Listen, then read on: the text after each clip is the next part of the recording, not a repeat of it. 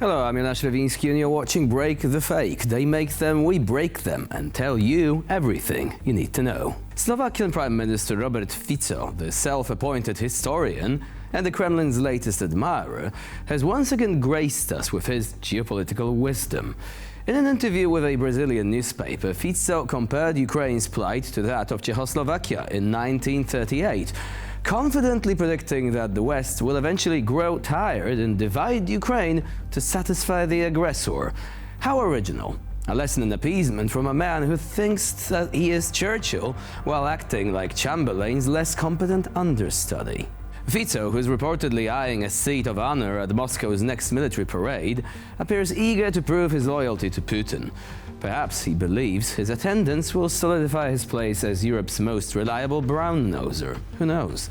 After all, what better way to cement your legacy than by endorsing imperial ambitions dressed up as peaceful solutions? Slovakia must be so proud.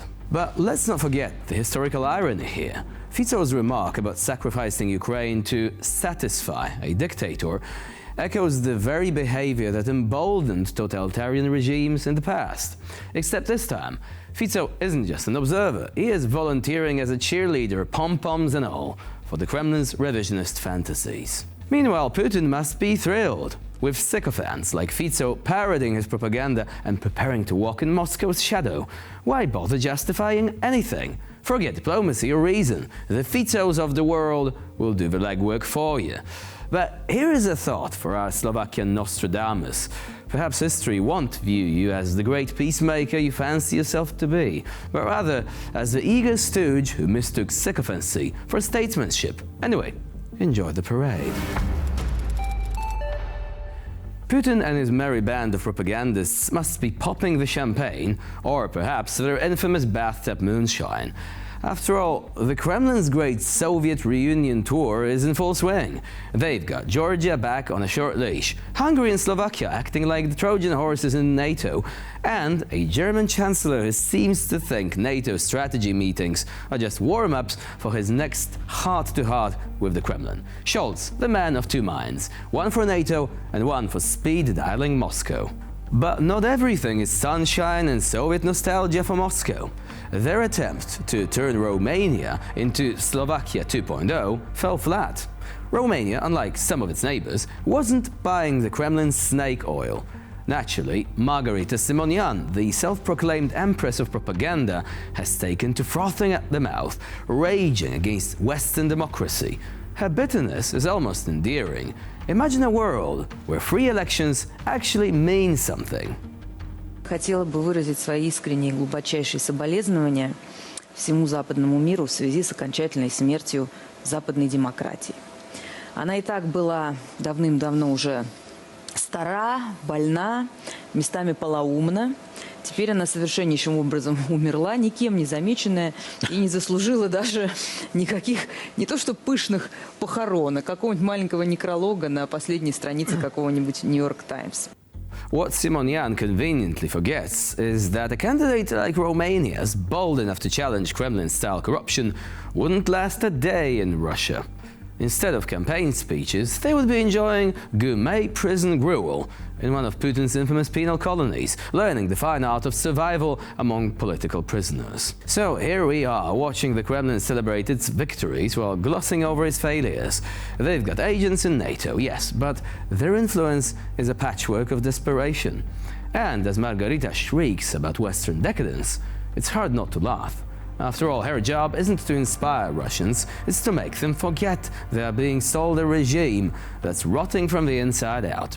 Well, keep yelling, Margarita. The louder you scream, the more obvious it becomes just how fragile the empire you're trying to rebuild actually is. Dmitry Medvedev, Russia's very own failed experiment in diplomacy turned full-time internet troll. Once the president, now the Kremlin's designated keyboard warrior, Dmitry has traded policy for petty rants and diplomatic handshakes for the intoxicating embrace of social media tantrums. But wait, he took a break from his usual battle and rant routine to visit China. Progress? Not quite. After meeting with Xi Jinping, Medvedev declared that Russia is ever so graciously ready to resume negotiations with Ukraine. Of course, there is a catch. Kiev must first understand the realities of today and accept whatever grand delusions Putin has scribbled on his napkin this week. Translation: surrender Ukraine or we'll keep pretending Oreshnik missiles are invincible. Как неоднократно говорил наш президент, наша страна открыта к переговорам. Но, во-первых, украинская сторона запретила сама себе эти переговоры вести, а во-вторых, конечно, эти переговоры не могут быть оторваны от реальности. Это не может быть прожектерство и болтовня. Есть реальная ситуация, сложившаяся на земле. Есть изменения в Конституции Российской Федерации. Есть те условия, которые были объявлены президентом Путиным в начале специальной военной операции. Есть наши обеспокоенности, мягко говоря, тем, каким образом развиваются события вокруг НАТО и возможного членства Украины. Если на все эти вопросы будут даны ответы, то, конечно, переговоры в будущем при деятельном участии администрации США, наверное, возможны. Но до этого надо дожить. About that subtle forehead glow Medvedev's sporting, was it always there? Is it a post-Xi enlightenment? Or perhaps just the lingering imprint of Putin's shadow forever hovering over his once presidential head? Who knows? As for whether this grand offer to negotiate means Putin snubbed Trump's alleged deal-making dreams, the Kremlin's silence is actually deafening.